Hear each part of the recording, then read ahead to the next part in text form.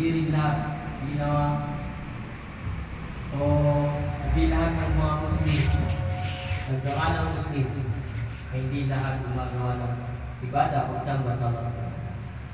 Kaya tayo, patuloy na tayo ay gumagawa ng pagsamba sa Allah subhanahu wa ta'ala. Pinapingan tayo ng Allah subhanahu wa ta'ala dahil nandito tayo sa bahay ng Allah subhanahu wa ta'ala, sa mga masjid ng Allah subhanahu wa ta'ala. Alhamdulillah mga kapatid, mga magulang, nabanggit ng ating mga ulama kaya yung ika-27 days ng Ramadan ay dyan lagi nararamdaman ng Rasulullah sallallahu alaihi wasallam ang laylatul. Kaya lagi natin sinicheck ang ating mga niya, mga intention sa ating mga ibadah. Mga sakaling tanggapin ang Allah subhanahu wa ta'ala ang ating mga dua, panalangin na may bigay sa atin ang Allah subhanahu wa ta'ala ang kanyang kapatawaran. May bigay sa atin ang Allah subhanahu wa ta'ala ang ating kabulian sa mundo, sa akhirat, at may layo-layo ng Allah subhanahu wa ta'ala sa apoy ng higdan. Kaya yun ang pinaka punto ng aking sinasabi sa inyo o pinapaalala ko sa inyo ang ating intention sa bawat ibadah ating ginagawa. Kailangan natin sinecheck ang ating intention para lamang sa Allah subhanahu wa ta'ala.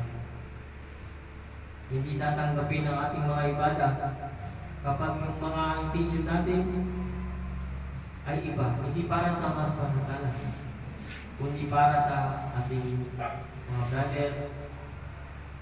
Halimbawa, pag hindi ako nagtarawih ngayon, tatanungin ako ng mga kapatid. Tatarawih ako kasi magchat-chat sa akin ng mga yan. Hindi ganun ka. Magtatarawih tayo, magtatahajud tayo para sa Allah subhanahu wa ta'ala. Yung nga, nabanggit natin kanina na napagkasunduan ng mga ulama na lagi daw nararamdaman ng Nabi sallallahu alaihi wasallam ang laylatul qadr dito sa pang 27 days na Ramadan. Bali ngayon yung bro, no? Kagabi. Mag-grade. Oo, pero Ngayon, hindi na pala. Kasi pumasok na yung yung mga mag-grade kasi papasok na another day. kaya mga kapatid, lagi natin sinisigawan yung mga nila. Buti na lang ang Kaya kagabi bumaba. inshallah. Kagabi bumaba. Alhamdulillah. Kaya bro, magsikap pa tayo, meron pang natitira sa buwan ng Ramadan. Kahit pa paano, meron pang mga gantimpalang malalaki na ating magagawa.